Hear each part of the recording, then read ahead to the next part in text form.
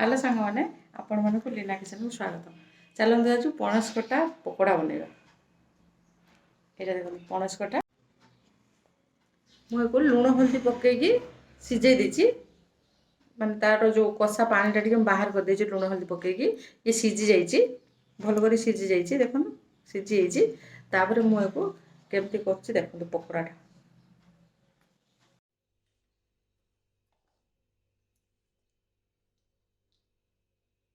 पणस कठाटा मुझे छोट छोट कर काटी नहीं। पणस कठाटा मुझे छोट छोट कर काटी नहीं आ गोटे सीझा आलू छोट छोट पियाज काटी नहीं गोटे आ धनिया पत्र कुचे नहीं आ लंका 3टा खंड कंचा लंका पकई आ अदा रसुण कुटी रखी आ किसी बेसन आ लुण स्वाद अनुसार लगे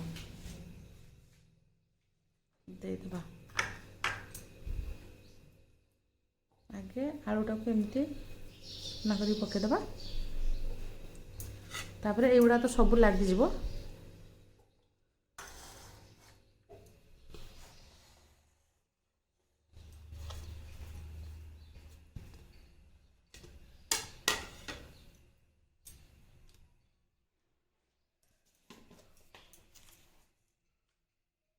लुण स्वाद अनुसार दबा गोटे चामच गोटे आउ टिके खंड लगे आउ एक गोलेबा आउ अल्प टिके बेसन लगे।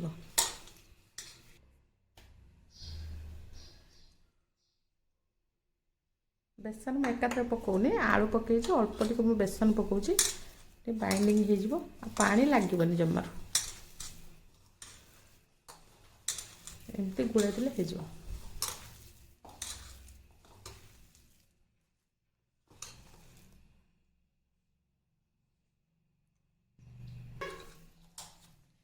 कड़ा तेलटा गरम हो गलानी एबे पकोड़ी जमती होए छोट छोट करी पकेबा।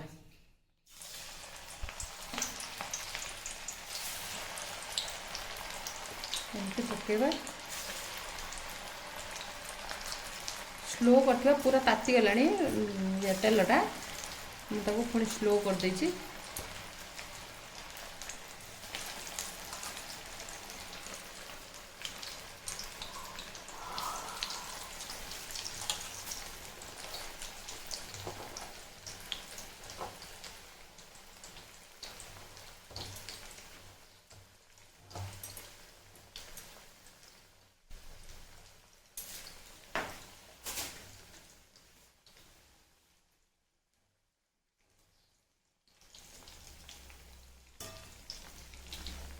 गोटे साइड हो गले एमती धीरे धीरे पुणी पलटेदेवा मुझे हाई कर दूसरी।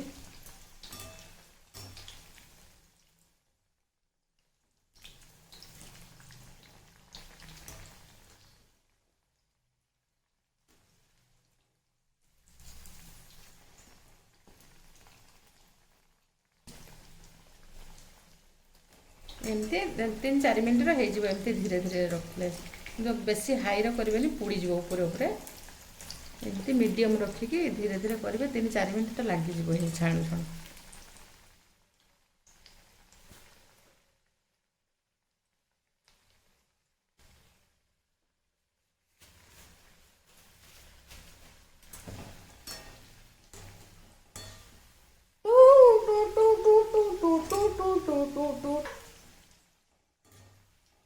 देखो लाल लाल कि भाजी गला अब काटदबा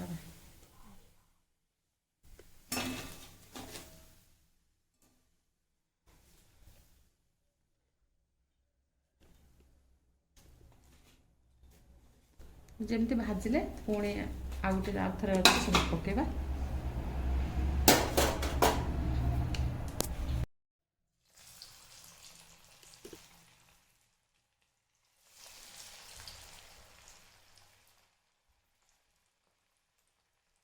धीरे धीरे अल्प अल्प छोट छोट खंड करमती पकोड़ा पकानी सेमती पकईदेले 3-4 मिनट भितर कंप्लीट हो भाजा। देखिले तो मुझे पणस कठा पकोड़ाटा बनइली सेमती आप बनातु खातु केमती टेस्ट होती मत कमेंट जनइबे। सब्सक्राइब करेंगे, शेयर करेंगे और लाइक भी करेंगे। बाय।